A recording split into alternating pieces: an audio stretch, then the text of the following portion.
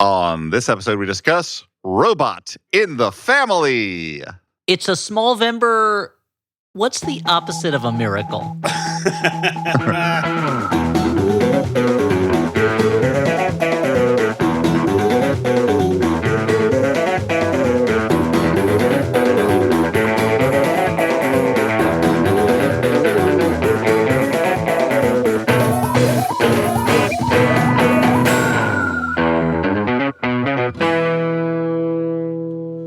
Hey, everyone. Welcome to the Flophouse. I'm Dan McCoy. Hey, I'm Stuart Wellington. I'm Elliot Kalin. Dan, what do we do on this podcast usually and also today?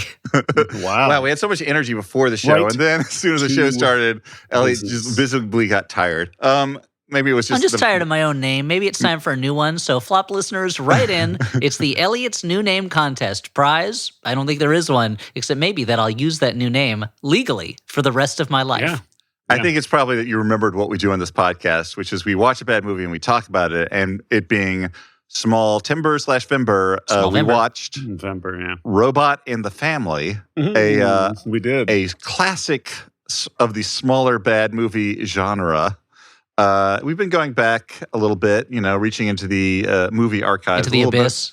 bit more frequently than we used to. Yeah, people, this one's got some notoriety, right? This is like a well-known bad movie. Yeah, we are not the first ones to pick over this one. Although I will say, since I first saw this movie at least 22, 23 years ago, that maybe I was on the avant-garde Yeah, the with first time you saw it at one the point, IFC, but not since. IFC Center or something. IFC I was at- sandwich. I IFC saw it. Center? It was at an IFC sandwich. Yeah, it was International Film Club sandwich.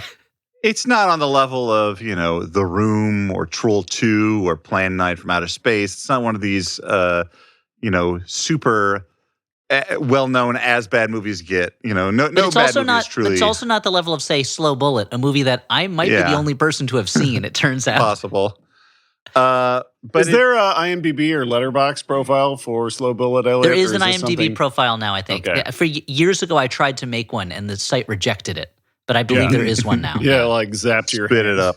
Yeah. I was saying Yeah, the computer shocked me. And I went, whoa.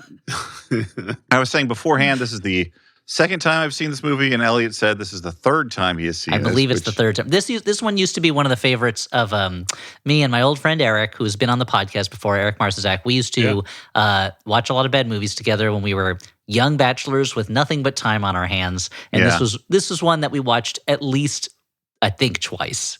So you really do have to watch it at least twice to have any semblance of any sense of what's happening. Okay, so that's what I did wrong. Is I didn't just watch it twice. yeah. I barely understood. I mean, It's a real puzzle box. Yeah, the first time you're just taking in the sensations. The second time is when you can pick up on the intricately laid plot clues. Well, the plot itself, while stupid and weird, is very simple. But the fact that everyone is constantly talking over one another in this movie, I think Yes. is the big impediment to understanding. Sounds like a podcast I know. Yeah. I mean, but this podcast, it's not an annoying person who just makes up stupid songs and comments on nothing. And well, at least I don't call you. Deeper. At least I don't call you guys mommy and daddy like the robot does to the adults in this movie.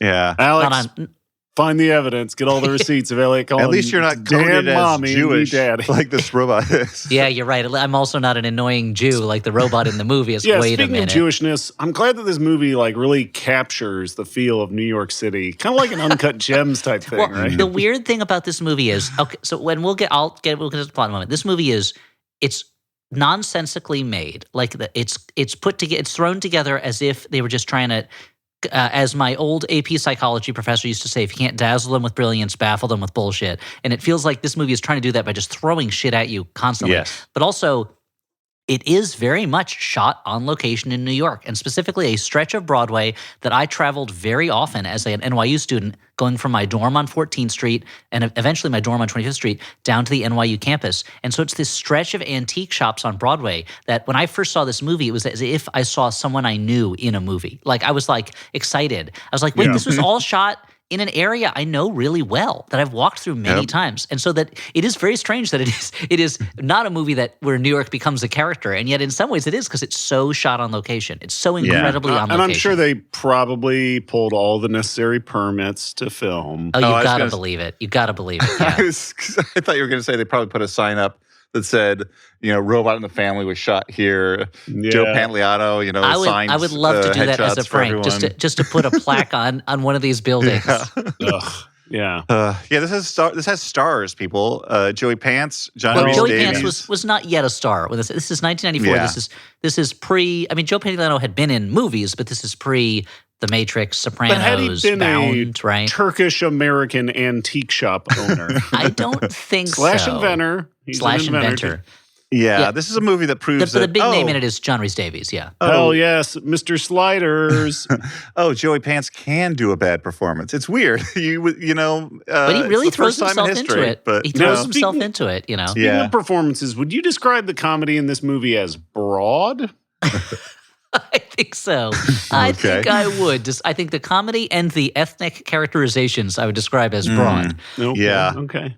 So the biggest star in the movie is John Rhys Davies, who plays the villain. But the second biggest, potentially, at this point in time, so one of the several people who is credited as playing the robot, Gold Digger, is named Patrick Shanley. And I was going to make a joke that this was John Patrick Shanley until I looked up on IMDb that other people have also credited John Patrick Shanley as being this Patrick Shanley. So John Patrick Shanley, if you're listening, because you were brought in by that Wild Mountain Time episode, a movie you wrote and directed, let us know. Were you one of the people inside that very heavy, uncomfortable-looking Gold Digger costume?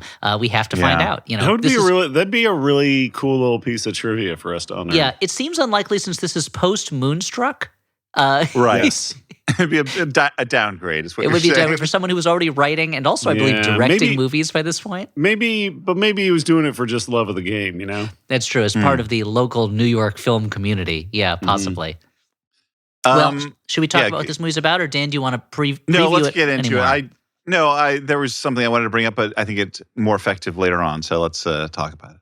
Okay, you got it. Well, the movie starts with a promise that it cannot fulfill because one of the production companies is called Amazing Movies. This is something how that did you guys watch it? Did you guys also watch this movie, a VHS rip that's available on YouTube? I believe that was the only way I could find it, other than going to Eric and watching his VHS copy of it, which I assume he still owns. I don't know that Criterion has put out a disc on this one yet. But yeah, in a way, it's an amazing movie. I was amazed by it. You gotta say, there's a certain point where you're like, hey, they made it. It exists. They sure did. They put a lot of energy into it. There are a couple of very good shots in it. There's one shot I really love later on, the one where when the wife is endlessly entertaining the sanitation workers, they don't dig up her septic tank. There's an empty bowl of popcorn in the foreground. Her hand lifts it up to reveal the sanitation workers are still there watching TV, and then she puts down a full bowl of popcorn, blocking them. I'm like, that's a good shot. It reveals a little bit of information. It's progressing a storyline. There's not a lot of those. But there was effort put into this movie. Like the robot costume doesn't particularly look good, but it's sort of impressive in its way. It looks built. It looks like someone made it. It's got a lot of lights that go on and off on it. I like some of the electricity special effects. That's true. Sure, yeah. There's some good. There's some great 80s electricity effects. Of course, this movie is from 1994. But they are great 80s. Yeah. So it says amazing movie. So we've all agreed it's an amazing movie. There's a little bit of an opening scene somewhere vaguely Middle Eastern-y. Some robed figures with their backs to us, probably to hide the fact that they are not actually Middle Eastern people, are worshiping a gold mask in a case. Joe Pantoliano. Yes. Right. They're worshiping doing a sensitive portrayal. It's sensitively, constantly screaming in an accent portrayal of a Turkish-American immigrant. These figures are worshiping a golden helmet mask, which is immediately stolen. Someone smashes the case and takes it. Uh-oh. Robot in the family. Right, guys? Yep, that makes sense. I like this because it asks a lot of questions. Movie's not going to answer them. No, that's right. No, the movie will answer some of them. Well, I also enjoy that. Well, I wouldn't say I enjoy, but later on we find out that apparently this helmet is the reason why there's strife in the Middle East, which seems to be a let's say, a wild oversimplification of the issues. Oh, if only it were that simple. If you're looking at this movie for a nuanced interpretation of the problems in the Middle East, then I think you're barking up the wrong tree. Yeah. Barking up the wrong cedar or perhaps olive tree, considering the location. Sure. So now we're in New York. We're introduced to Jack Shamir, who's played by Joe Pantoliano. He is an immigrant who it is, I guess, eventually revealed is Turkish, right? He is inventing a robot named Gold Digger, who he describes as a hero and also a gold detector who will bring him gold. And so Gold Digger has three main characteristics. One, he can detect gold. Two, if he hears someone scream, he immediately calls 911. Three, he constantly babbles in a Jerry Lewis impression, constantly, nonstop talking. Yes, sometimes it's gibberish, sometimes it's nursery rhymes, and he's always calls his adventure Daddy. And it turns out to be this is actually a dream. It turns out this whole sequence, it's a dream, guys, because he's actually an antique stealer who cannot pay his family's bills, as his wife explains while they're waking up in some hilariously dubbed ADR VO. It's supposed to be her dialogue, but it clearly has been added after the fact and does not match anything her mouth is saying. It really set my expectations for the rest of this movie. Well, number one, I didn't realize it was a dream sequence. This is one of many things I will have missed during the course of this movie. Number two, like this does bring up one of the things I wanted to talk about, which in the character of Gold Digger, which is I can only assume that all of this dialogue. What does he look like, real quick? Gold Digger. Can you describe Gold Digger for me. He looks kind of like if you took one of those wind-up robot toys, but you added a bunch of extraneous sort of like wires and doodads, just sort of like glued them on, and he's gold himself. He has a very boxy body, much like you would expect of a robot that is clearly a costume that goes around a human. Yeah. But the main thing I wanted to say about him, like if C-3PO had the boxy shape of an 80s suit, you know? Like if somebody was, if some kids were trying to make a costume for the Tin Man in The Wiz, but the production had to be seen from outer space. Yeah, he's a big guy, big gold guy. His face is kind of cool, to be honest. It's not cute or fun, but it is kind of, it looks like a sculpture, you know. He got to the end of his sentence 5 minutes later. What I wondered was, do you think all of his dialogue, like literally all of it, was added later? Like it feels like 100,000%. Yes. Okay, it feels like they were just like, okay, now that we have the movie, you just improvise a constant stream of prattle. Please. Yes. Certainly there are scenes where his dialogue is describing what's going on, and he kind of interacts with characters, but in a way where it's clear that his dialogue was not being said on set particularly. And because it's not always, I mean, the audio levels are wildly varying because obviously they dubbed in all the robot dialogue, but also the things he says sometimes have information the other characters respond to, but very often it's just a stream of describing what's happening or, hickory dickory dock, that kind of stuff. You know? Right. And while other people are talking frequently. Like there's no space for dialogue when Gold Digger is around. This is a movie that believes that, look, you paid for it. It's going to give you the full amount of visual and audio for the runtime. There will be no quiet moments. There will be constant streams of cuts. And also when you're in Gold Digger's point of view, there's little animations down in the corner that are kind of like metaphorical or allegorical descriptions of what's going on, interpretation of what's going on. The movie is really overstimulating you. It's like, this is what it must feel like to be inside of my son's head, since he deals with kind of like sensory stimulation. It's a lot like the new album by the grindcore band Concrete Winds, where it feels like they have compressed every possible amount of music into the tiniest amount of time. You're like, oh, perfect. If I listen very carefully, I can maybe hear a note or a melody, but for the most part, it just sounds like somebody's blasting my face off with a belt sander. Thank you for warning me about something that would make me feel very anxious and unhappy. You were about to listen to that. You were about to listen to that album, right? I know. It's like, I'm sick of all these poser death metal bands. I want something that's serious. Mm-hmm. But the other thing about Gold Digger, it's a great record, by the way, super good. Unlike this movie, being a robot built in part to find gold, he's very bad at his job. Until the end, most of the stuff he finds that is gold is not gold. That's true, but he does find gold at the end. I mean, he's not a good robot. He's not good at what he does. He's frequently told, Gold Digger, stay here and guard the car, and then he will wander off, allowing a police officer to give the car a ticket, which he responds to by shocking that police officer. That happens more than once. Yeah. So yes. This police officer's an interesting character. Yeah, we'll get to him. He's a real walking cartoon of a character. And I think the same actor I believe also plays some of the immigrant and Orthodox Jewish characters that show up in other scenes. So I will mention also that the wife is played by Amy Wright, who is an actress who's been in many great things. You know, she's in The Deer Hunter, she's in Breaking Away, she's in Wise Blood, and and she was married to Rip Torn for a very long time. And so I just imagine her shooting robots in the family during the day and then going home to Rip Torn. And so how was shooting today? Oh, I was yelling at a robot. It's like, which is more horrific, being with Gold Digger or Rip Torn? I don't know. So they have what, 5 children? They have a lot of children also. They have about 5 children. He cannot support his family. Their house is enormous. This must be the house of someone who produced the movie or something like that, because they have this huge house. It looks like a big Long Island house. And the whole time I'm like, no wonder they're in debt. Like, this house is way bigger than they should have, although they do have a lot of kids. And she's like, you have to stop working on your inventions and start working that antique store so you can pay for a family. Then that night, lightning hits the house. We hear Joe Pantoliano yell out, "It's alive!" And that morning, he excitedly shows them Gold Digger. So this all makes sense. This all tracks. Perhaps it wasn't a dream before, but the movie right off the bat is confusing you with a slightly nonlinear narrative. But he shows them Gold Digger, who he says is a home security robot who can also teach the kids. Gold Digger, of course, constantly breaking down, always singing nursery rhymes. He has this Jerry Lewis voice that is very annoying. And it made me wonder, guys, what's your experience with Jerry Lewis's work? What's your opinion of him?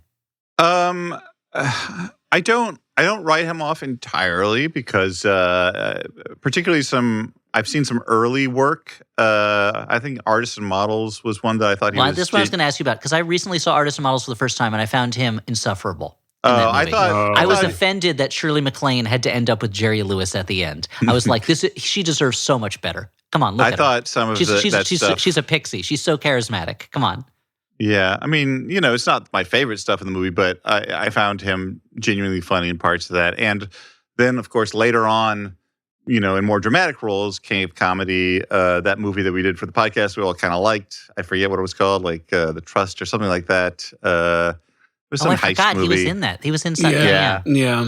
Like, he's good in that stuff. He seems like he was an unpleasant man to be around. I don't know, but he's someone who maybe it's because I've listened to a lot of the Gilbert Gottfried podcast, but they talk about him a lot as just like this someone they know was not an easy guy to be around, a very bad guy in a lot of ways, but also that they loved him so much growing up. And I feel like I didn't see his stuff when I was a kid, and maybe by the time I saw it was too old, because I find him for the most part very insufferable, very hard to deal with, I mean, certainly the more power he seemed to get over himself, the like the fewer strictures on him, the less I enjoy any of the things I've seen from him. I do want to see. I want to see if I can see some of those episodes, that 2-hour unscripted talk show that he did, where they rebuilt an entire theater and all the doorknobs in the building had JL engraved on them, and I think the show lasted like a week, and then they were like, "This is not working." Him just for 2 hours with no plans.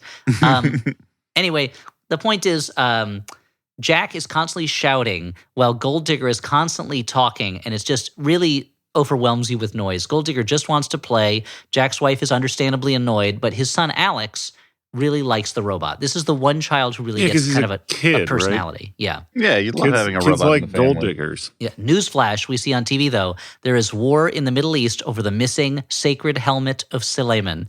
Or Suleiman. So that's why there's a war there, because everyone's looking for the helmet, I guess. Yeah.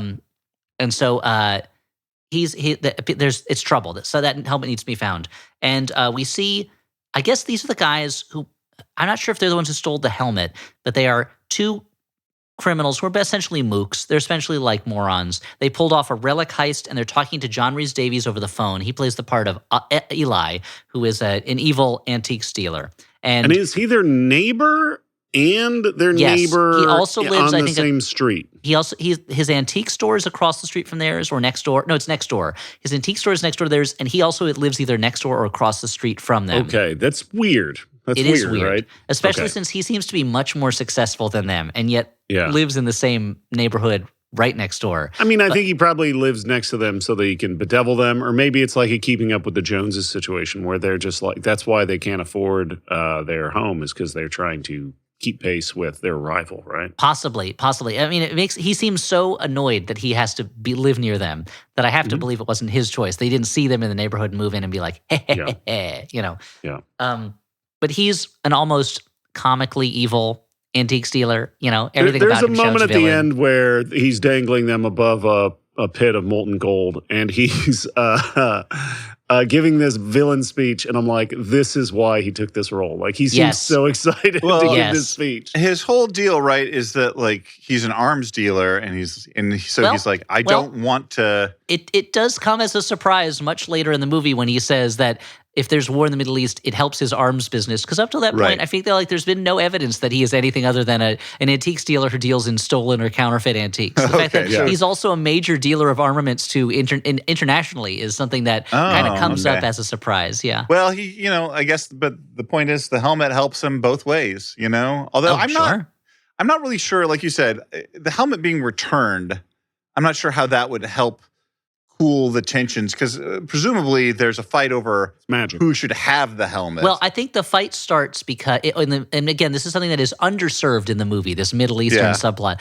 I think it is that the fight starts because the helmet is gone, and the countries are arguing over who has it now and who stole it. yes. So So that's my maybe assumption. maybe they'd come to some sort of detente before, and now it's the Yes, fragile exactly. piece is broken. Okay. Exactly. So Jack, It all makes sense, guys. Oh yeah. Clockwork. It's Clockwork, much like Gold Digger, who is in the back seat of Jack's car as he drives into work. It's a solar-powered car, but it starts exploding because of the rain. I guess because of all the exposed wiring. Yeah. Yep.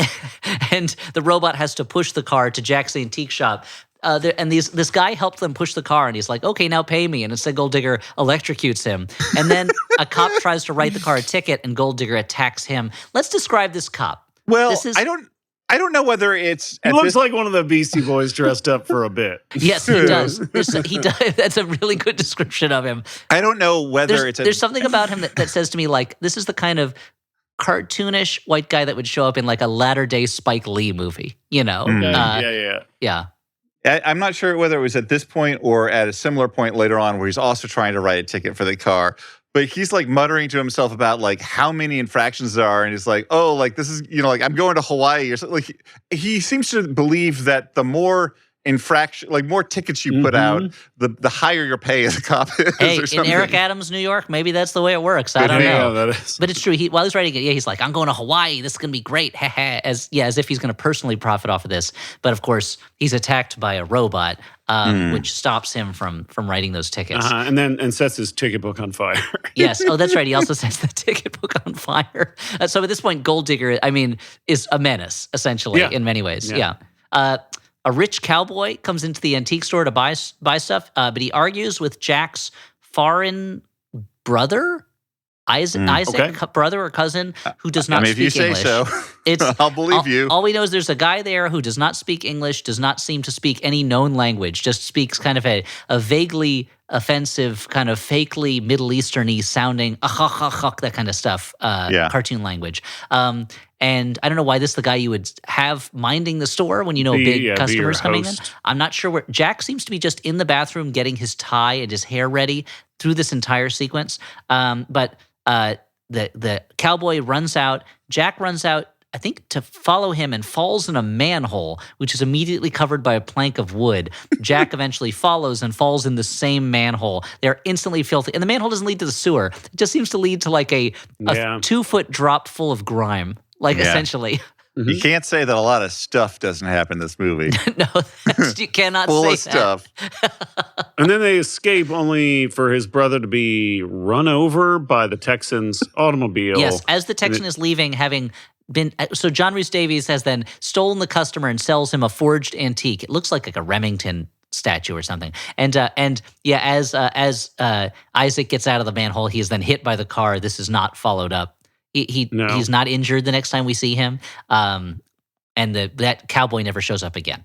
There's a lot of injuries in this film where the character who's been injured is not seen again, and you're left to wonder, like, so did they die, or that's a good question. Are they okay? Like, what's going on? For a family film, ostensibly a family film, I was often disturbed by the level of unresolved violence. So at the end, were you hoping there to be some kind of like "Where are they now" moment, which shows each character like Animal House, or to have the camera just pan across a bunch of tombstones with the names of the characters on them. Yeah. Tombstone, the Marvel supervillain, right? Yes, Tombstone, the different versions Tombstone, of the same. the villain, the pizza, the crime boss who can only whisper. Yeah, exactly. Tombstone, a the DVD pizza. of the film. Yeah. A wrestler performing the maneuver. Yeah. So anyway, one of the thieves, these goofy thieves, they're so hilarious, right? He accidentally takes a stolen statue to Jack instead of to Eli, and Jack calls the police. But Jack seems crazy when the police get there, though the robot recognizes that Eli's antiques are not real gold and then malfunctions. And the cop understandably leaves at this point, having not wanting to get in the middle of an argument between two antique dealers that involves an annoying robot that is having mechanical problems. Alex, the son, shows If it Jack, wasn't having mechanical problems, the police would listen very carefully to this annoying robot. I think so. Alex, the son, he's like, hey, look at this. There's a $2 million reward for the statue that was stolen, which is the statue that was brought in by that crook. And Jack's like, oh, well, I know there's a secret passage between the basement of this antique store and Eli's antique store. Makes if sense. we can only find it. They find the passage. For some reason, Gold Digger is with them. So he's just babbling nonsense the entire time. I think I think Jack is possibly also using a candle instead of a flashlight. I can't remember if that's actually how it happens or not.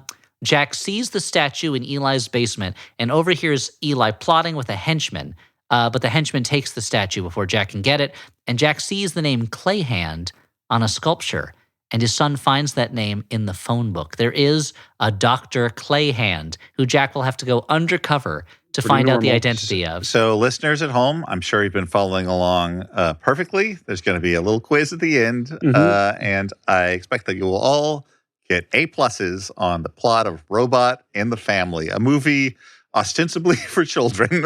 Yes, ostensibly for children. Well, we are about to go to the office of Dr. Clayhand, the doctor who seems to only do plaster casts on people, where he has a secretary who thinks he's a genius artist. Jack shows up. Everyone in the office is in elaborate plaster casts. One of them, a woman has like a torso cast with very prominent boobs and stuff like that. Is this the time where Jack walks in and he has his son with him and he's like, hey, somebody watch my kid? No, that's later. Away. That's when they go to the auction house. And I do find that moment funny when he goes, hey, you watch my kid, and then just leaves. And Alex then walks out of the room almost instantly. Yeah, but that's great. That's later. This doctor is also a sculptor. He has a love of helmets. He's obsessed with helmets.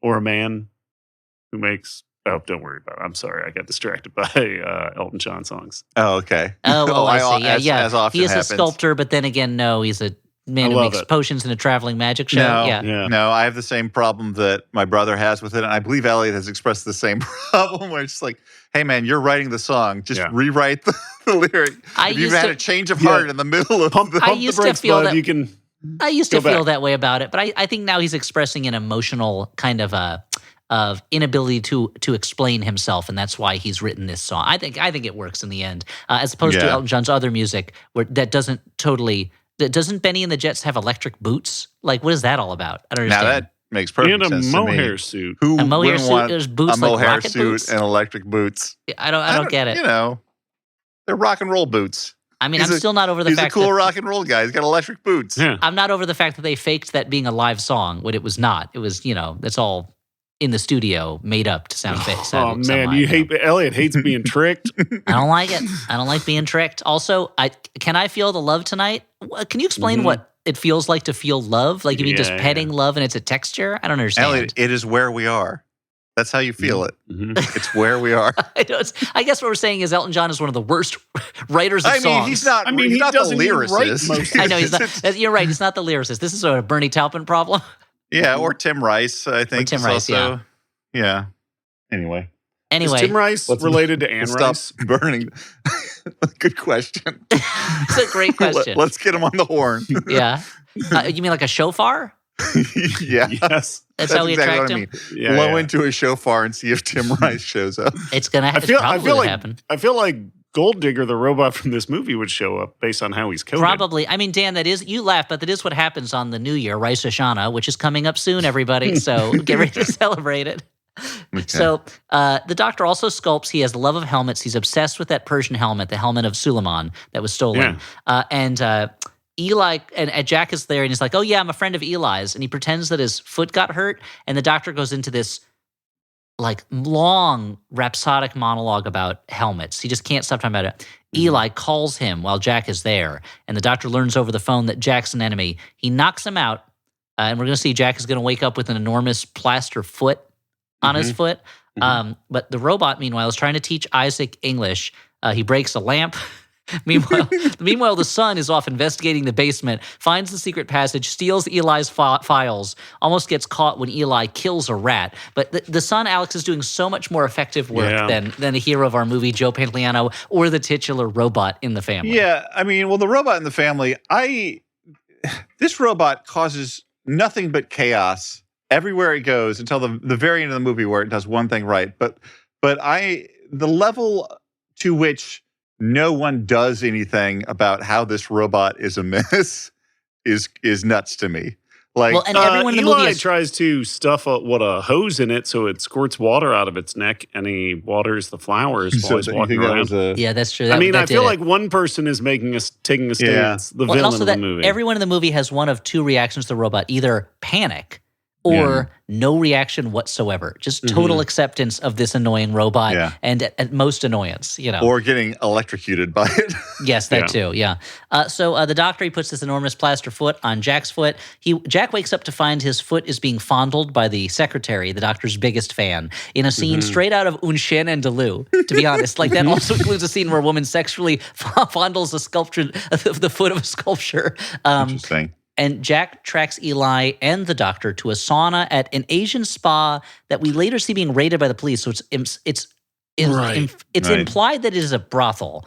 Again, it's a kids' movie. And I'm sure that robot in the family, having been great up until this point, will not do anything racially insensitive in this Asian spa. Oh, Dan, I hate to break it to you. What? I hate to smash those illusions like Gold Digger smashing a Tiffany lamp. But no, there are offensive Asian stereotypes. This is always one of the things that makes me sad because these are real Asian American or Asian actors, and they have to play these characters. In the spa. That's why Elliot is making a plea. Please, for all your small roles, just get AI digital dupes. No, that's also not what I'm saying. Firm stance, Elliot says this all the time. No, not at all what I'm saying. No, I don't want digital dudes of any kind replacing human actors. Cast white actors, so Asian actors don't have to go through the pain of. Again, I guess what I'm really saying is let's get a shitload of Mickey Rooney's in there.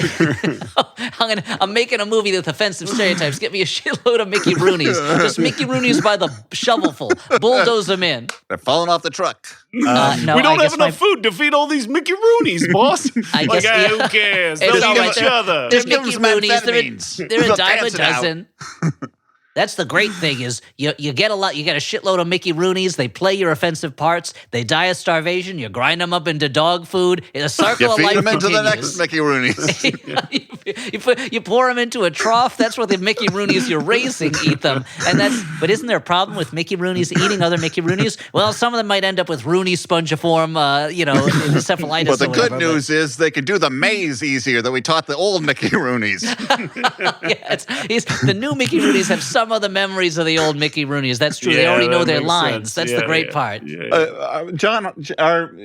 Stuart, our friend John Holt and I, we both told Audrey about this flatworm experiment that we're referencing now. The Flatform experience, that Times Square interactive show that they used to do. And quite reasonably, Audrey was like, "No, you're fucking with me. What are you talking about? This is a real thing. Look it up. Flatworms, mazes." I mean, they feel that means the underpinning of Alan Moore's whole run on Swamp Thing. That idea. Oh man, what What a book. What a book. Anyway, I'm sure someone will find out something bad about him at some point, but it hasn't happened yet. So, I thought you were saying something bad about flatworms, and I'm like, no. Yeah, Stuart. I hate to tell you, they canceled flatworms, nematodes, also. Yeah. To circle back, to clarify, Elliot is taking a stand against the bad stereotypes. I'm taking a stance against racism and crazy solutions we're positing. No, although the Mickey Rooney one seems pretty good. If you can get a shitload of Mickey Rooney's, and I mean, clone them. Yeah. Fucking Zaslav's listening to this episode, being like, I'm getting some ideas here, folks. Yeah, but no, I'm making a plea against offensive.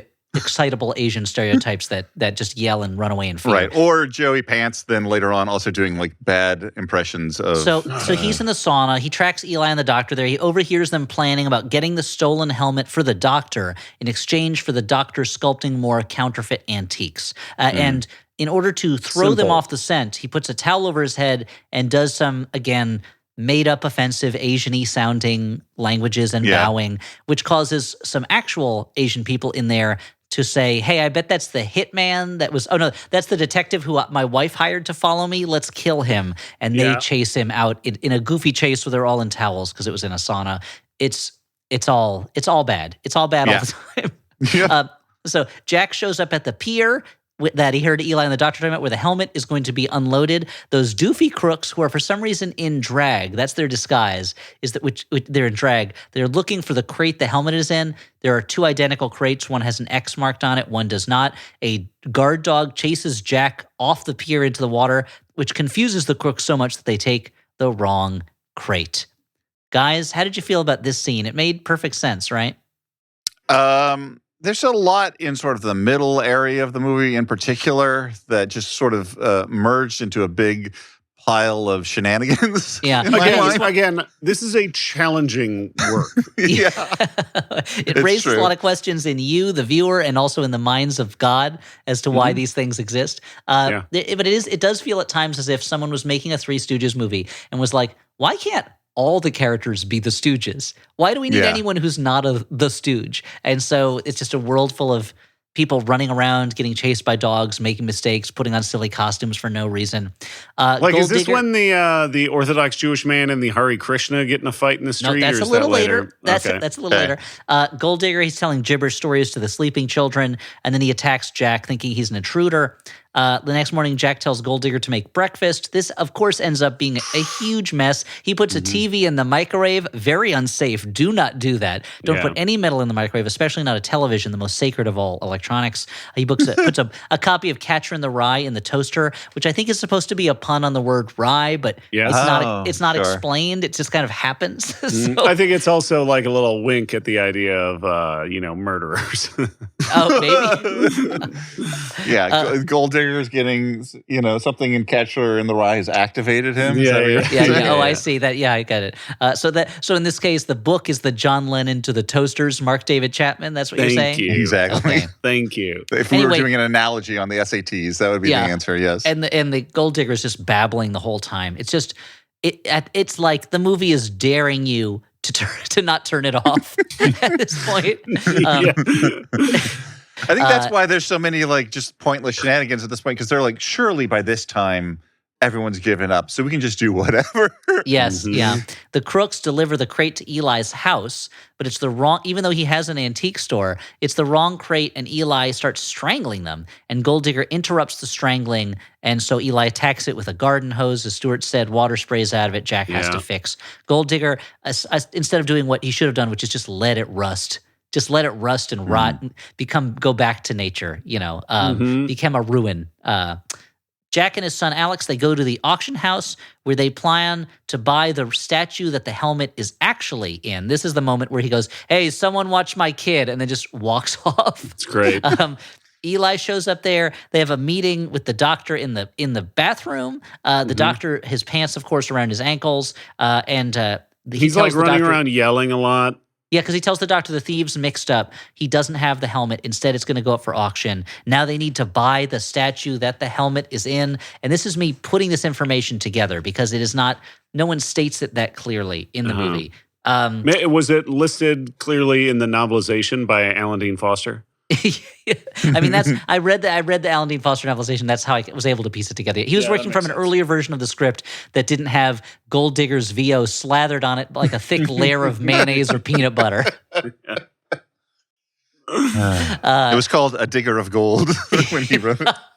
Yeah, Digger of the Mind's of the Gold's Eye. Yeah. The Gold Digger leaves the car.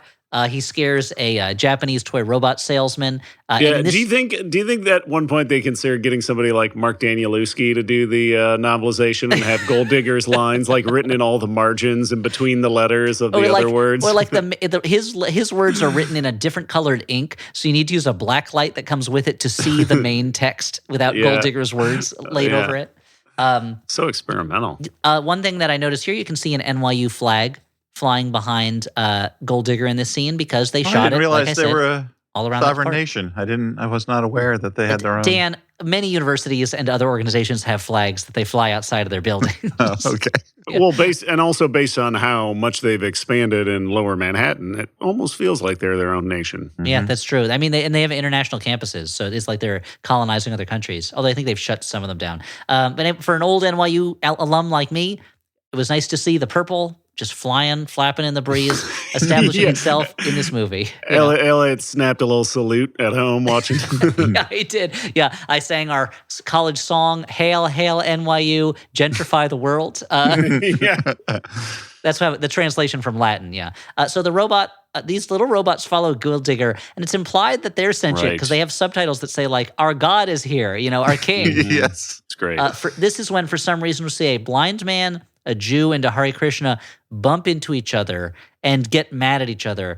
And the Jew and the Hare Krishna, I don't think ever show up again. It's not like Gold Digger is even a part of this mix-up. The blind guy is mugged by a slime ball, and Gold Digger shocks him, and then shocks the blind man, who is cured of his blindness just in time to get hit by a truck. So that's the second time a character in the movie has been freed of some encumbrance and then gotten hit by a car and possibly killed. Really worried me because I was like, surely we'll see some sort of indication of whether the band survived this or not. But no, we can only assume that he was cured of his blindness only to die instantly by truck. Yeah. And now that blind man is played by the same person as who played Isaac, the character who's hit by a truck. That person, Jack Showell, co-writer and a writer and co-director of the film. Which makes sense. His performance really shows an understanding of the material. Yeah, much like Martin Scorsese as the scary cab driver and cab passenger and taxi driver. This was a role that had to be played by someone who had a deep inner understanding of the work. Yeah.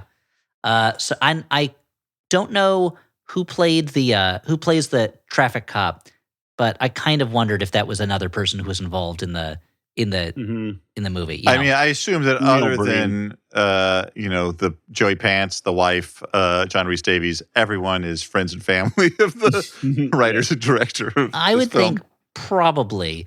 Probably. Although, like, the son Alex, he's played by a professional actor. That's Danny Gerard. He was in the original Broadway production of Lost in Yonkers, among other things. Wow. So, did you see that one? No, I did not. I didn't see that original. Unfortunately, no. It was 1991. I wish I would have loved to have seen it, but I think I was a little too young for my grandmother to take me to see that at the time. So anyway, at the auction, Jack and Eli are in a bidding war with the statue. Either Jack or Alex, I lost track of it, is using some kind of electric device to make other people in the room jump up in the air, which causes the auctioneer to think they're bidding on the statue. And in the end, he ends up winning this reproduction statue that's not worth a lot for $125,000. And Jack has his eternal catchphrase, "My wife is going to kill me," for doing this. And while this is happening, Gold Digger again fights the parking cop and terrorizes him until he leaves. So Jack wins the statue. He puts it in his car. Gold Digger's in his car. Eli steals the car, throws the robot into the street. At this point, Jack calls the police. This is the kind of crime you can report to the police when someone steals your car. That is very much, that's theft. That's Grand Theft Auto. It's just, that's a crime, but the police still act as if he's being crazy. He's out of his mind by reporting this.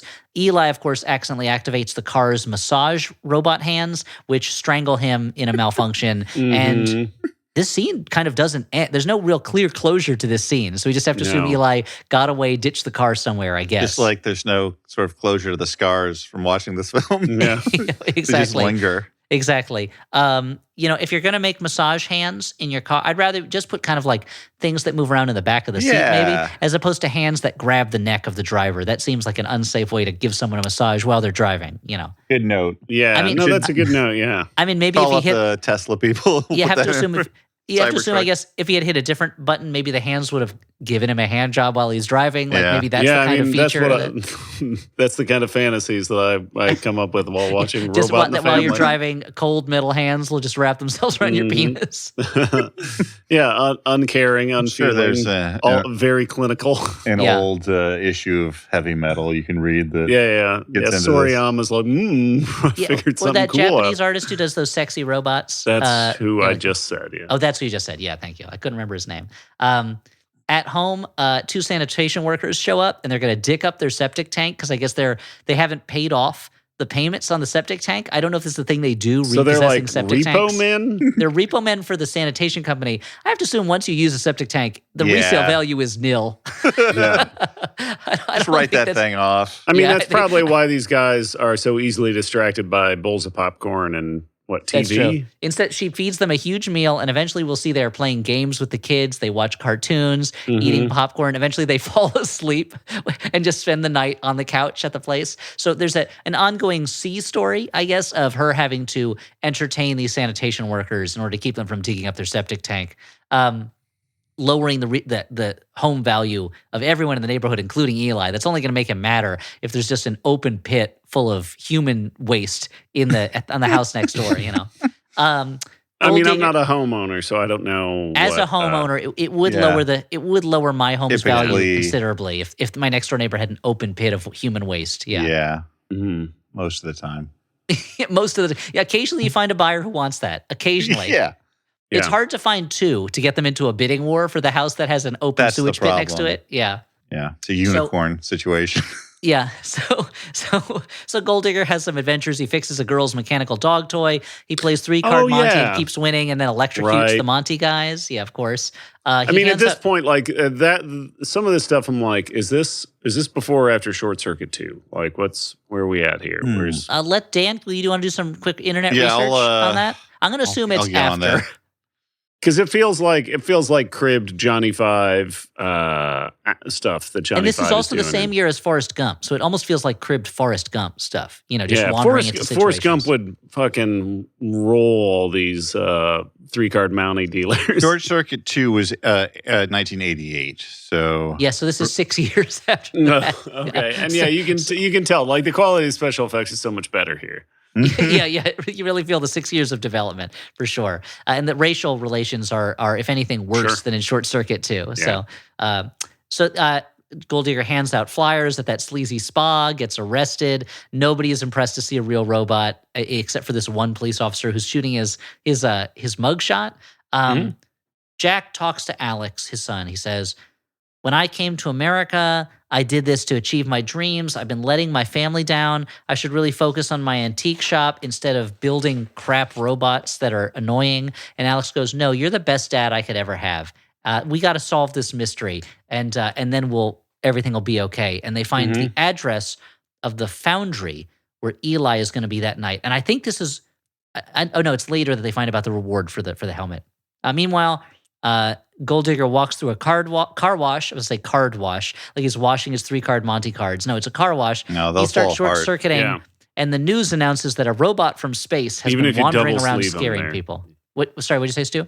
I was going to say, if you wash your cards, even if you double sleeve them, you can't put those through the wash. I've tried. No, that's as someone who is constantly finding. But it's so sad. My son, his favorite Pokemon cards, he likes to put them in his pocket and carry them around, then forget they're in his pocket. Those cards go through the wash. They're almost always destroyed. So yeah, don't put your cards through the wash. Don't put your robots through the wash either. They'll short circuit, much like the movie Short Circuit. Is that what happens? Is they put him through the wash? That's right. They put him through the wash, and then he becomes sentient. So you know, sometimes there's an advantage. Depending depending on what you want Now, out of I'm a going to assume robot. that since cleanliness is next to godliness, that it's that the being newly clean Yes. is God touches him and gives him the The sentience effect that of the until now cleanliness. was man's own purview as having been created in the image of God. Dolphins, I don't know how they fit into the story, but they're pretty smart too. Yeah, more amoral though, from what I've Very heard. much so. Very much Yeah. so. I like to Dolphins? imagine. Yeah. Yeah, dolphins. I went kayaking once with dolphins. They seem pretty cool, though. They are not. Learn about dolphin sexual habitats. It's rough. It's very rough. Yeah. Okay, I guess. Or I'll sexual just habits, pull not up, habitats. A sexual habitat would be, I Yeah. guess, like if a dolphin's at Plato's Yeah. retreat. Dolphin Studio 54. Yeah. Yeah, if it's hedonism Porpoises free retreat. just for dolphins. Yeah. Yeah. Oh, why is Sean Puffy Combs in the Wikipedia No. article for this? Getting into too much real life distress. Yeah, I don't like it. Let's go from real life, REAL, to real life, REEL. The life of the Oh. characters in Robot in the Family. Jack, Alex, the bad guys, they all arrive at the foundry. The crooks are disguised as Orthodox Jews for some reason that someone thought was funny. And they sell the stuff to the doctor. Jack gets wrapped up in chains somehow and ends up swinging, screaming from the ceiling. As much dignity as Joe Pants has ever had in any role, I guess. It is pretty wild, yeah. Alex and Isaac are sitting in the truck. Isaac seems to be reading Howard Chaykin comics. I don't know if it's American Flag or not, but over the shoulder, it really looked like Howard Chaykin's style. Oh, wow. Yeah. An interesting choice for someone who has trouble with English. But, that's maybe he reads it, but he doesn't speak it.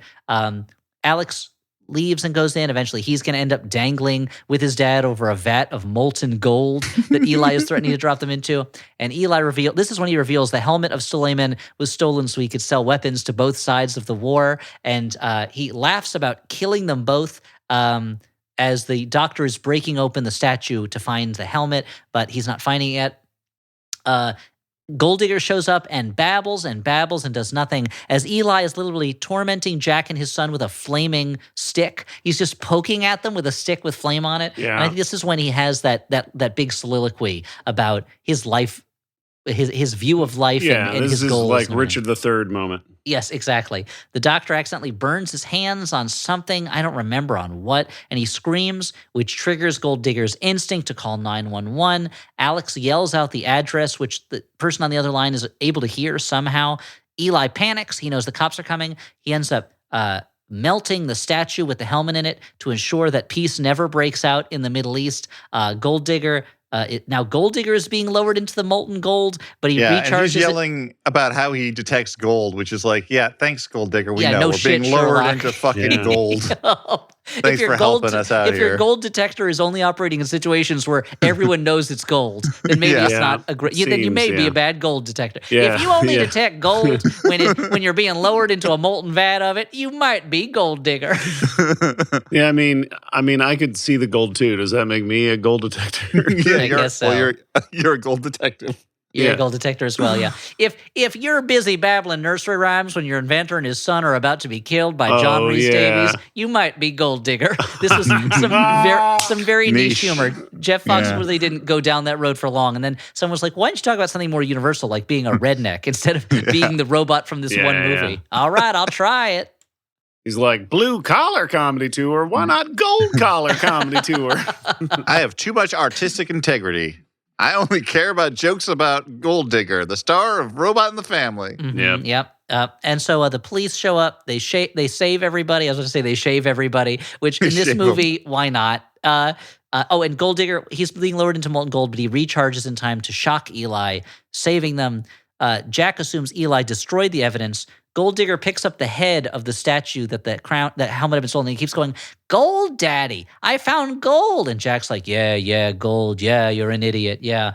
And Now, I gotta yeah, say, wait. I'll say when this scene ends, we see Eli and the Okay. doctor still alive, but covered in plaster and frozen in place. And Mhm. Eli is muttering something about killing the doctor or killing somebody. And so Yeah. you have to assume they're dead after this, right? The only way to break them out is to hit them with a sledgehammer. You know. Mhm. And But Dan, you're they'll saying, just shatter. look, I know that Gold Digger is the robot who cried gold at this point in the story. Like, I understand why you're a little dubious about it, but the way that they keep dismissing him when he's like, gold, I found gold, when they know that there might be gold hidden in a statue. Like, it's baffling to me. There's like, no, that's just plaster. Like, break the fucking plaster, dude. Check it out. You make a very good point, because up till now, the characters have been calm, cool, rational, logical, always looking at the clues and always putting them together. Like, up till now, they've been great mouse detectives. And here's where things seem to fall apart. So you're right.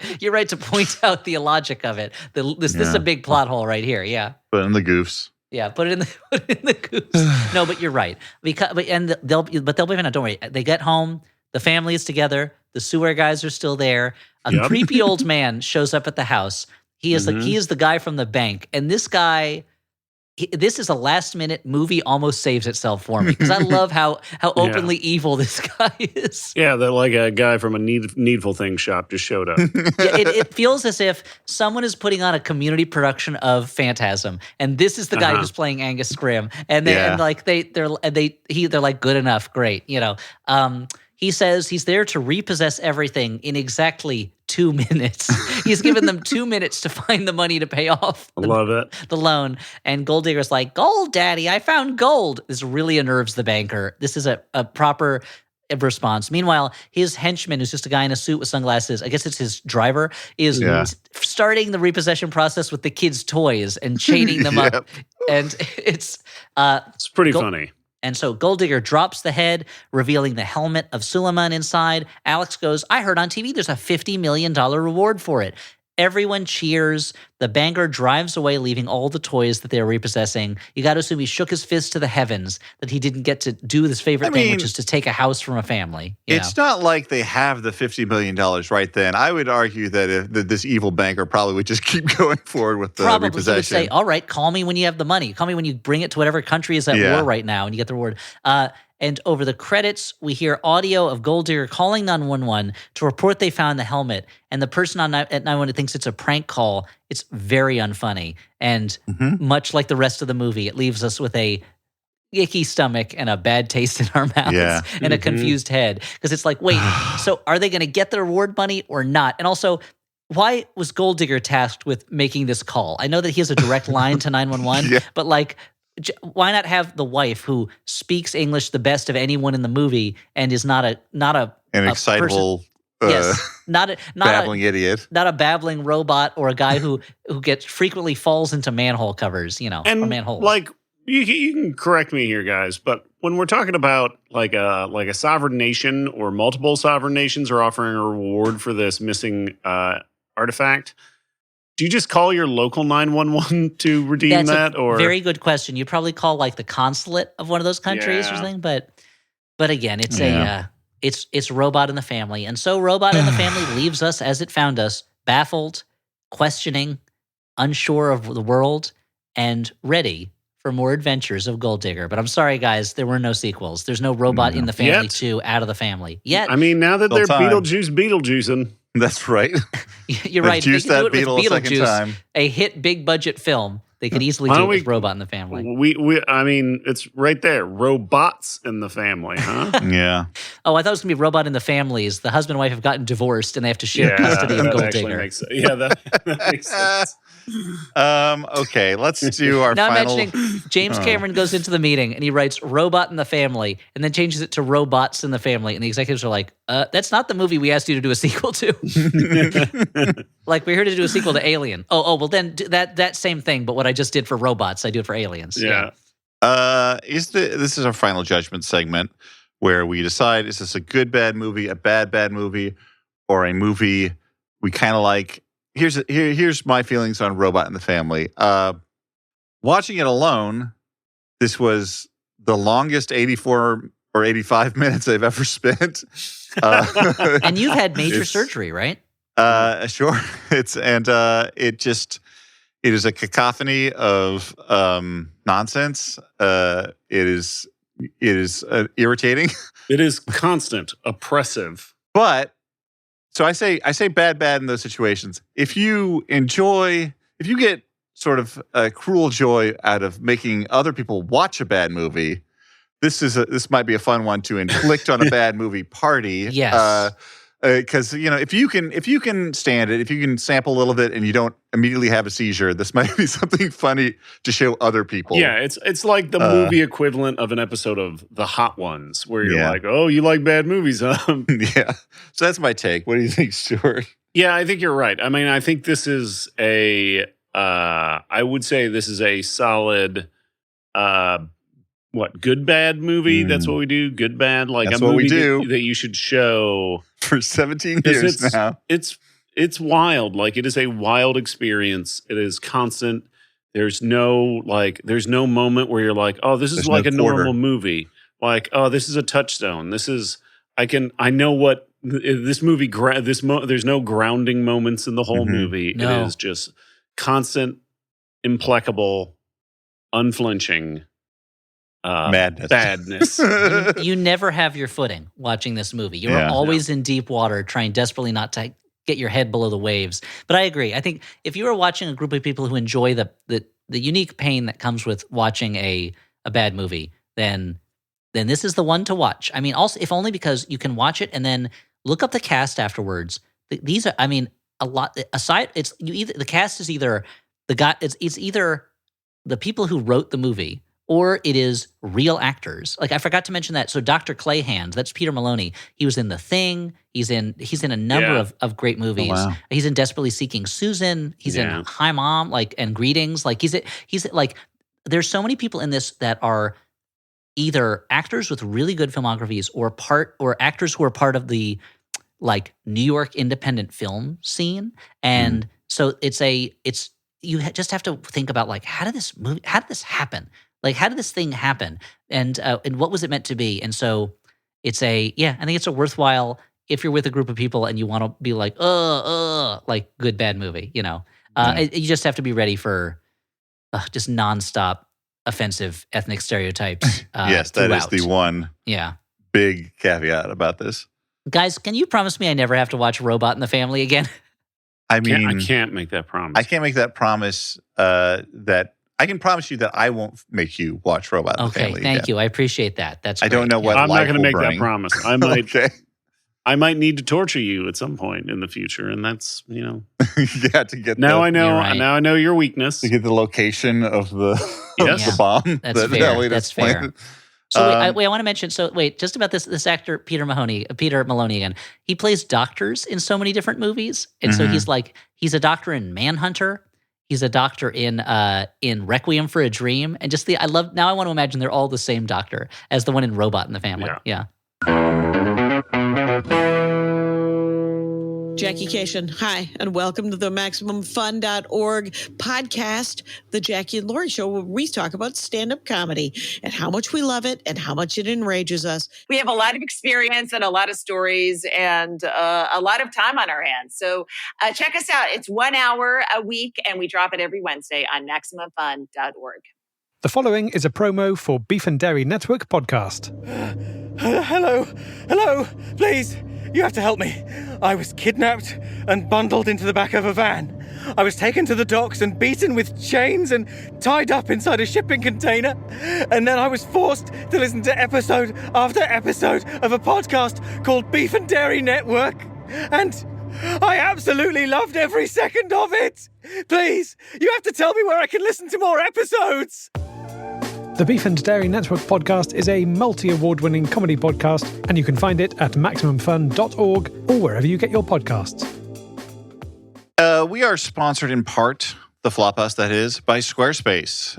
It is a service that provides the means for you to make your home on the internet. It is the all-in-one website platform that allows entrepreneurs to stand out and succeed online. Whether you are beginning in that journey or you're managing a growing brand, Squarespace makes it easy to create a beautiful website that allows you to engage with your audience and sell anything from products to content to time, all in one place on your terms. You can start a completely personalized website with the guided design system they have there, Squarespace Blueprint, which allows you to choose from professionally curated layout and styling options to build a unique online presence from the ground up. One that's tailored to your brand, your likes, your business, optimized for every device. You can make checkout seamless for your customers With simple but powerful payment tools, you can accept credit cards, PayPal, Apple Pay, and in eligible countries, you can offer customers the option to buy now and pay later with Afterpay and ClearPay. Sell your products and services with an online store. Whether it's physical goods, digital content, services, Squarespace has the tools that you need to start selling online. So go to squarespace.com for a free trial. And when you're ready to launch, go to squarespace.com/flop to save 10% off your first purchase of a website or domain. Hey there. This is a message from another one of our sponsors, Factor. Factor makes ready-to-eat, no-mess meals, limited prep, ready to eat in just under 2 minutes. Wow. I don't know about y'all, but it can sometimes be tough to plan and keep up making food all the time. Never ends. You need it every day. That's the problem with food. That's the thing. You constantly need it. And Factor is here to help with that. They offer 35 different meals and more than 60 different add-ons to choose from every week. So there's plenty of different options, things for you to try out. They cover all different types of meals, not just dinner, but it covers things like dessert and breakfast, etc. And and if you're a person who has needs a very specific caloric intake in your day, maybe you work out all the time and you're a maniac, they can help you with that stuff too. All that information's available. So why don't you head over to factormeals.com/flop50 and use code FLOP50. That's FLOP50 to get 50% off your first box, plus 20% off your next month.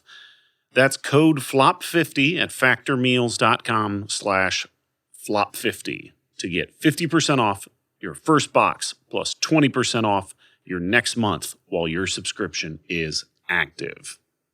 And I believe we have a Jumbotron. We do have a Jumbotron.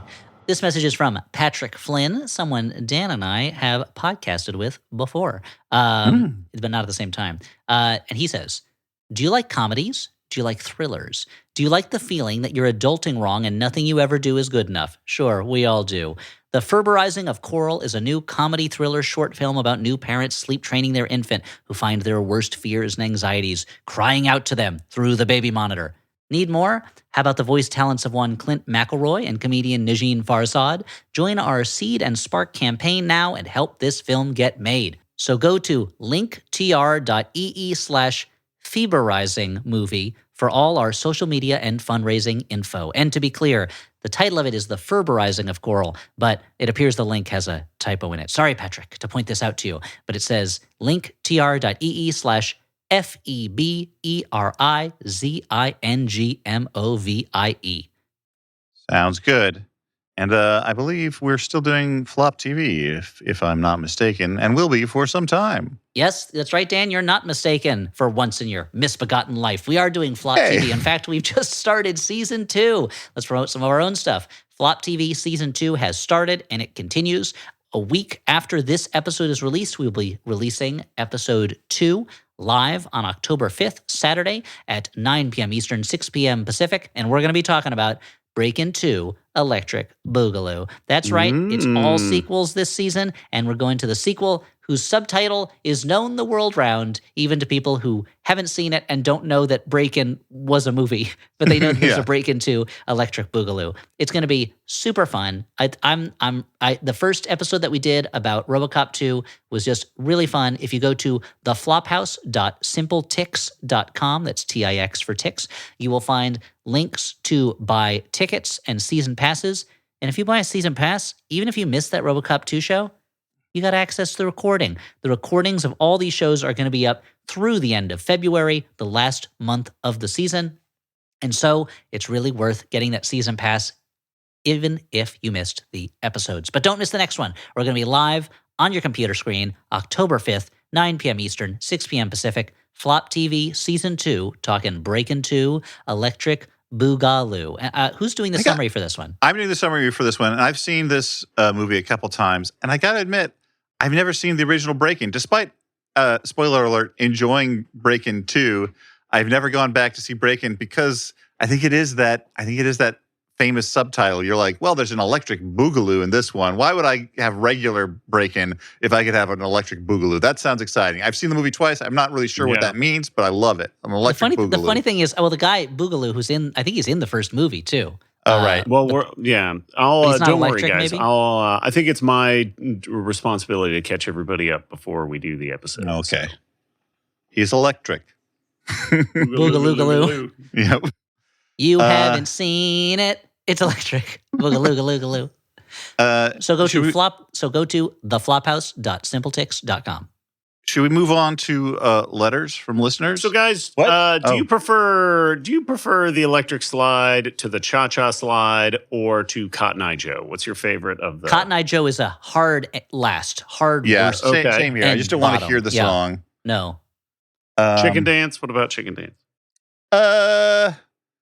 I'm just trying to figure. I'm planning a wedding reception. I want you guys to get out and dance. Yeah. I'm just trying to figure out what's going to get you Just get for- your bodies moving. Just as your the side thing is- business. I Yeah, like it's the my chicken side dance, business. but I don't like the chicken part of it. I like the da da da da da da. I like that part. I don't like the part where you're actually going da da da da da da da, and you got to do all the moves. Yeah. Yeah, because my wedding reception playlist is just "Promiscuous" by Nelly Furtado featuring Timbaland, and that's it. And I need more songs. I was Okay. saying, Well, what about Maneater by Nelly Furtado, produced by Timbaland? Okay, yeah, man. Okay, yeah. I mean, it'll be easy to find it in my catalog. I was telling Audrey recently, the first time I saw the cha-cha slide was during my brief period in Savannah, Georgia, working in the gift shop for a riverboat tour company, and they're like, "Oh, you should take the riverboat tour as part of your sort of onboarding, so you know what that is." And I went on it, and there are people doing this thing, and I was like, "Did I miss something? They all know this dance." And Audrey was making fun of me because she's like, "The lyrics tell you what's in the that's dance." what I'm saying. But like, they don't really. There are moves in there that like, I'm like, I don't know what like cha-cha real smooth or whatever. Cha-cha real smooth. Now Charlie means. Brown. Yeah. Yeah, like I'm not like like that doesn't mean anything to me that I can translate it into movement. But everyone seemed to know it, and I was like, man, I missed today at school or something. I don't know what's going on. Anyway, so that was Tales from my past, and now let's move on to another popular segment. Don't worry, everybody. Since then, Dan knows the cha-cha slide's super I'm good. expert. Invite him to your wedding reception. He will He's like tear it up. Napoleon Dynamite. He's just practicing in front of his mirror every day. Mhm. Yeah. Let's answer some letters from listeners. Dan, is that what you're going to do? I know you're speaking at a Harris Walls fundraiser. Is that what you're going to do? You're just going to get up and dance, just like Napoleon Dynamite does for Pedro? Yeah, you can I do got that. dance in my blood. I got to do it. No. This You letter- have Dans in your blood. There's lots of little Dans that are floating through your body. That's Yeah. how it works. That's Yeah. how it works. This letter is from Scott, last name withheld, who writes, "Not much to comment other than I'm a long-term fan. You might say this is more of a question than a comment." All right, guys. I'm a huge fan of Jordan Peele's Nope, but there's some ADR in it that personally annoys me. It doesn't ruin the movie or anything, but I'm irritated by how unnecessary I find it. Is it the Scott moment does- when someone just off camera goes, nope? Well, Scott does not oddly Specify which- specify what the ADR is, Ah. which I Well, find what to he's be- trying to do, this is clever, guys. This is some street level marketing where he's trying to get people to go and watch Nope again Oh. so that they will find that part. It's clever. You almost tricked me, but I Yeah. would watch that movie anyway because it's great. Yeah, the last name withheld is Peel, actually. He's irritated by it, though. And there's a moment in Goodfellas, now here he clarifies, the bye-bye asshole cop at the very end, which is probably an even pettier nitpick. Anyway, is there any ADR you can recall that you turn your nose up at, even if it's not all that egregious? Scott, last name withheld. I'm gonna do the opposite. I'm gonna say one of my favorite bits of ADR, and that is from, I think it's from the first Fast and Furious, when we have our first street race, and some guy is upset that these cars are racing through the streets, and he goes, "Goddamn street racers!" I love it because it's such a summary of what this movie is. Yeah, I mean, I apologize that I don't have a specific answer that has lodged in my brain, but I do think ADR is often very funny, and I think it's funny that to me it falls into three categories. Like, number one, it is like the sort of stuff that I think it was Patton Oswalt will talk about, like being hired to do on an animated movie where they're like, we just need more jokes. If some character's back's turned, like think of a joke to throw in there. So like there's terrible, not that funny extra jokes that have been added to beef something up. Mm-hmm. There is the ADR that is there to explain something that is already clear, but someone along the line was like, we need to clarify this. So it's like, oh, here we are here, like sort of ADR. That's the guy. Yeah, and then there's kind of my favorite ADR, which is someone along the line was like, I don't know, the scene seems to be missing something, so they just need more noise. Like someone was like, hey, what's that guy doing? Kind of ADR. Mm-hmm. But is there anything more specific that lodges in your brain? Well, I think so. There, you left out one kind of ADR, which I do want to talk about. But Yeah. it is, Dan did an amazing job of theming this letter to the movie today, because the movie today it opens with such a huge Yes. amount of terrible ADR dialogue. That's just, again, it's like they put a coat of paint over something in the hopes that it would seem real, but it just feels like And maybe the we should audio say- is just tossed onto it. Additional dialogue recording. That's what it ADR is stands when they for. add more dialogue Yeah. later. But the other kind you haven't talked about really is when they have to take something out, usually a swear, and they record a new version. And so like Hell yeah. when I was a kid, we used to watch Ferris Bueller's Day Off a lot, but we had the taped off of network television version of it that my parents had taped off TV. And so there were all these, so me and my sister, my brother, we would repeat lines to each other from it. But they go, Cameron is so tight that if you stuck a piece of coal in his fist, in 1 week you would have a diamond. And of course, in the original, it's up his ass. Or when Alan Ruck is pretending to be the police sergeant on the phone or whatever, the dad, Yeah. he goes, pardon my French, but you, sir, are a moron. And we just always thought those were very funny. So that's one that I'll take with me for the rest of my life. Is those ones. Yeah. It's like the Coming to America where everybody's yelling at him when he's on the balcony and they're like, hey, buddy, forget you. And he's like, Yeah. forget you too. It's great. This is from Tim, last name withheld, Tim who the writes, Toolman Taylor, a fictional character played by Tim Allen. Dear Floppers, I need to hypercharge All the my 90s washing machine. All the 90s kids will get that, Yeah. reference. Yeah. Now, Tim actually writes, Dear Something Floppers, only 90s kids remember. Shows from the 90s. yes, I'm finally writing in. You know, me, the handsome Brooklyn playboy that no doubt caught your collective eye while Griffin Newman was explaining about Garbage Pail Kids. I've been doing the unthinkable and listening to your oldest episodes, and some of the humor is really offensive to me. Specifically, the mockery of the wonderful website aquafan.com. Okay.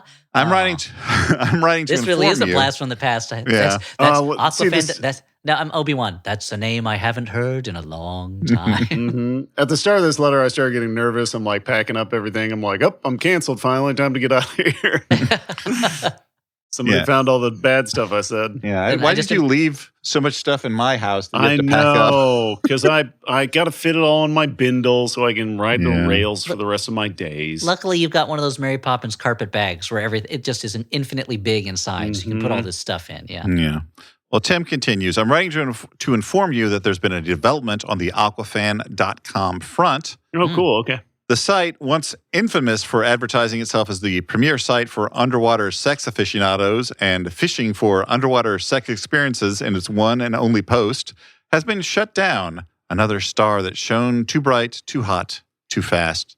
The website now reads, Aquafan used to be one of the oldest and most original underwater porn sites. We featured tons of scenes of the hottest underwater sex videos and erotic girls swimming in the water. Unfortunately, that site no longer exists as there was a lack of interest from underwater porn lovers in that product. So It's a fucking shame. in the meantime, we blame the suggest customer. That's the issue here. we suggest checking out some of these great sites we've been working on that we think you will definitely enjoy. It then links to a variety of grown-up websites that Dan will likely recognize. Best wishes, Tim, last name withheld. Was Like this a a hot air stealth balloon jumbotron? fan. Did we I get guess, tricked into yeah. a jumbotron? Yeah. Hold on. Yeah, Tim bought Aquafan from the previous owners. Yeah. And, So and funny. it links to what? wifesbutts.blogspot.com. That's a Dan approved site. Mm-hmm. One of the many. Yeah, it's funny that this this customer blaming Aquafan post claims that Aquafan used to be filled with all this aqua porn, because as we recall, it just had the one post asking whether anyone had ever tried underwater sex. Yeah. I mean, maybe that was years and years ago. Maybe it evolved into something else. I don't know. It could have been easily converted into an Aquafina fan site at some point. Easily. But they didn't do that. But, I like that now what I like is that site has now become like when I watch an old Looney Tunes cartoon and there's a reference to some famous person that nobody has thought about in 60 years.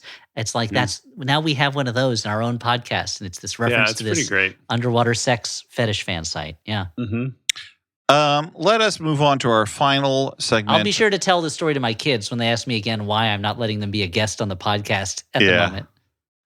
Our final segment on the show is when we recommend movies that won't grate on your nerves constantly in the way that, say, Robot in the Family might. You don't know what I'm going to recommend.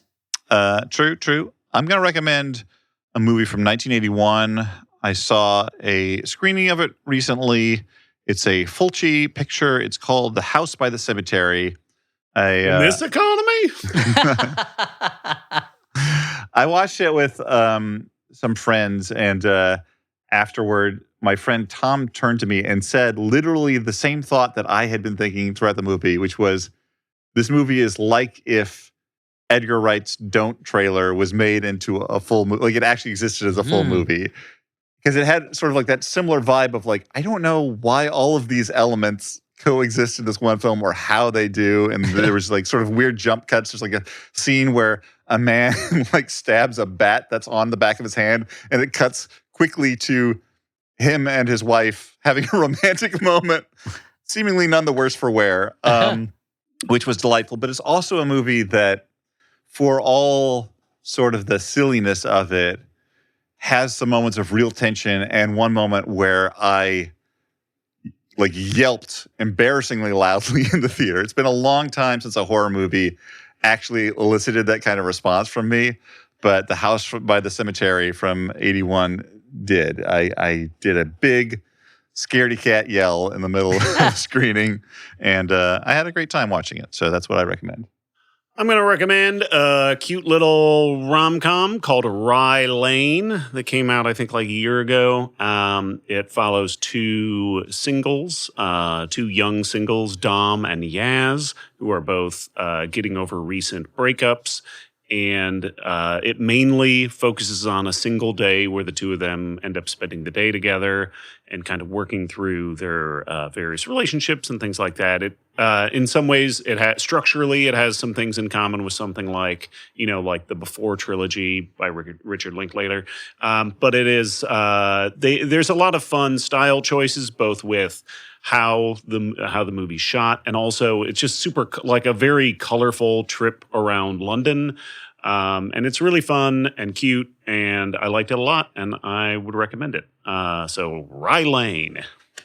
Speaking of fun and cute, here's a movie that is neither of those things. I recently watched a movie that I remember seeing the trailers for when it came out, but never got around to seeing. That was 23 years ago, and is a kind of modern noir called The Deep End with Tilda Swinton. Perhaps you're familiar with it. Where Tilda Swinton is a woman who already seems to be super stressed by being a mom while her husband is away as the captain of a ship somewhere out in the ocean. And her son is, her older son, who's about to go to college, is entangled with a seedy club owner, or perhaps he's a drug dealer. He's a nightclub owner, the kind of person you don't really want your son to be involved with. That guy ends up dead. She finds his body and assumes that her son must have done it, and begins to be blackmailed by someone who knows that her son and that guy were in a relationship with each other.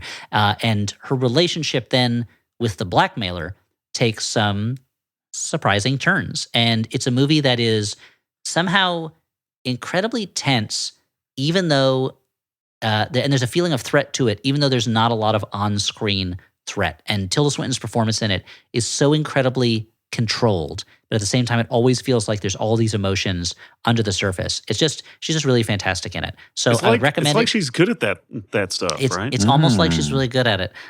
So if you're looking for a kind of modern noir, not super modern because, again, the movie is nearly a quarter of a century old. But if you're looking for... So there's no, like, robot boots and flying cars and shit. No, there's no flying cars and robot boots. But if you're looking for a solid noir that's in color, try The Deep End. That's like a pretty current movie for an Elliot recommendation, right? Yeah. 23 years? Yeah, 23 years as opposed to 73 years, which is my usual, yeah. Or more than that, 83 years often, yeah. Whoa, man.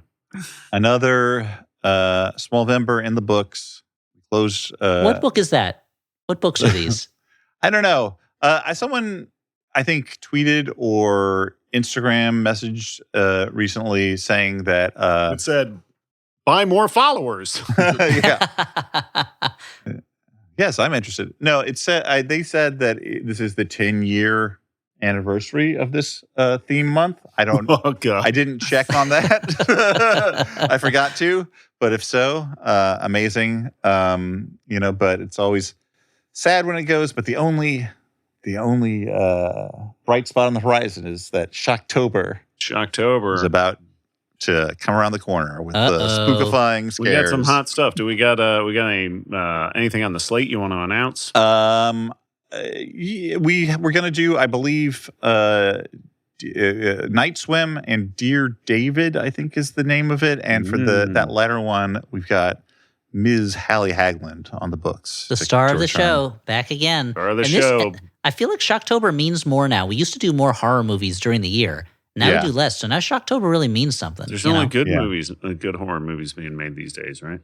You joke, but when I was looking at possible Shocktober movies, I was actually surprised by how bare the cupboard seemed in terms of like really tasty ideas. So I feel like the general average in terms of quality of horror movies is very high at the moment. Yeah. Maybe that's a combination of there not being as many movies being released into theaters and things like that. But I feel like for so many years of our lives, horror movies were kind of schlock for the most part, and there'd be a really good one every now and then. And now I feel like the ones that get made are often very good, Yeah. Yeah, and I think that studios know that, like, this is still something that's profitable for us in a way that, like, has maybe increased the average too.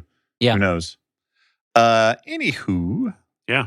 Before we go, we should thank Alex Smith, our producer. We should do that. Dan, go ahead and do that. Thank you, Alex. Thank you for editing us, for cleaning up our audio, for making us sound good, and for also being a delightful person in your own right. You can find Alex's work under the name Howell Doughty. He does music. He does Twitch streams. He does other stuff. He's got some great merch over at the Howell Doughty store. Look into all of that. Thank you to our network, Maximum Fun. MaximumFun.org has a lot of great other comedy and culture podcasts. I'm sure there's something else there that might strike your fancy. But for the Flophouse, I've been Dan McCoy. I'm Stuart Wellington. I'm Elliot Kalin. Bye. Bye. Tschüss.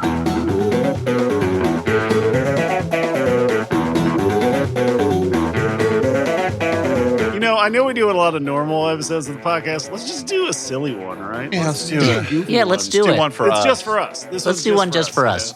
Yeah. And if it's good, we'll release it. You'll do it an Oops All Silly episode. We'll also release it is the way it works. That's the secret with the Flophouse. Yeah. Maximum Fun. A worker-owned network of artist-owned shows. supported Directly by you.